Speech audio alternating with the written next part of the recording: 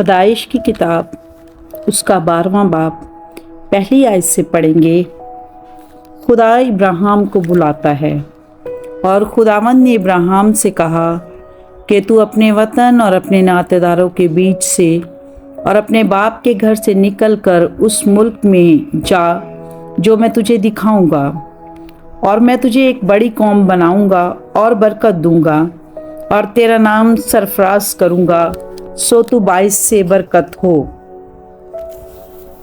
جو تجھے مبارک کہیں ان کو میں برکت دوں گا، اور جو تجھ پر لعنت کرے اس پر میں لعنت کروں گا، اور زمین کے سب قبیلے تیرے وسیلہ سے برکت پائیں گے۔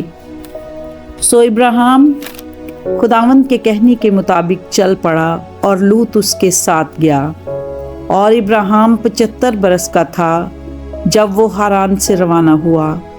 اور ابراہیم نے اپنی بیوی ساری اور اپنے بھتیجے لوط کو اور سب مال کو جو انہوں نے جمع کیا تھا اور ان آدمیوں کو جو ان کو ہاران میں مل گئے تھے ساتھ لیا، اور وہ ملک کنعان کو روانہ ہوئے۔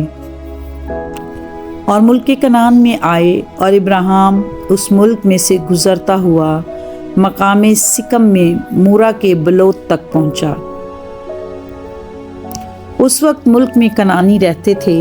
تب خداوند نے ابراہیم کو دکھائی دے کر کہا کہ یہی ملک میں تیری نسل کو دوں گا، اور اس نے وہاں خداوند کے لیے جو اسے دکھائی دیا تھا ایک قربان گاہ بنائی، اور وہاں سے کوچ کر کے اس پہاڑ کی طرف گیا جو بیتل کے مشرق میں ہے، اور اپنا ڈیرا ایسے لگایا کہ بیتل مغرب میں اور ای مشرق میں پڑا، اور وہاں اس نے خداوند کے لیے ایک قربان گاہ بنائی اور خداوند سے دعا کی، اور ابراہیم سفر کرتا جنوب کی طرف بڑھ گیا۔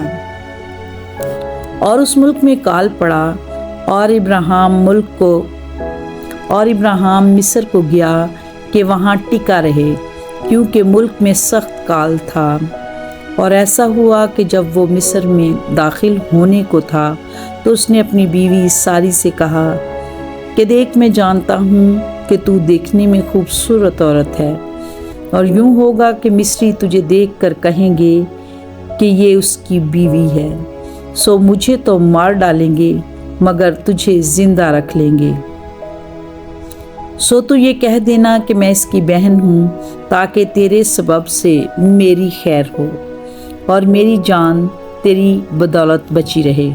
اور یوں ہوا کہ جب ابراہیم مصر میں آیا تو مصریوں نے اس عورت کو دیکھا کہ وہ نہایت خوبصورت ہے، اور فرعون کے امراء نے اسے دیکھ کر فرعون کے حضور میں اس کی تعریف کی، اور وہ عورت فرعون کے گھر میں پہنچائی گئی، اور اس نے اس کی خاطر ابراہیم پر احسان کیا، اور بھیڑ بکریاں اور گائے بیل اور گدھے اور غلام اور لونڈیاں اور گدھیاں اور اونٹ اس کے پاس ہو گئے۔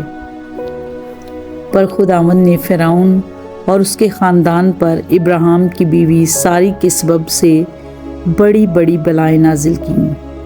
تب فرعون نے ابراہیم کو بلا کر اس سے کہا کہ تو نے مجھ سے یہ کیا کیا؟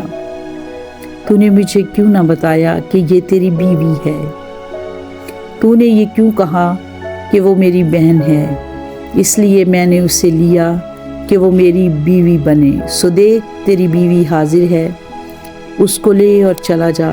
اور فرعون نے اس کے حق میں اپنے آدمیوں کو ہدایت کی، اور انہوں نے اسے اور اس کی بیوی کو اس کے سب مال کے ساتھ روانہ کر دیا۔ پاک کلام کے پڑھے، سنے، سمجھے اور عمل کیے جانے پر خدا کی خاص برکت ہو۔ خدا کا شکر ہو۔ آمین۔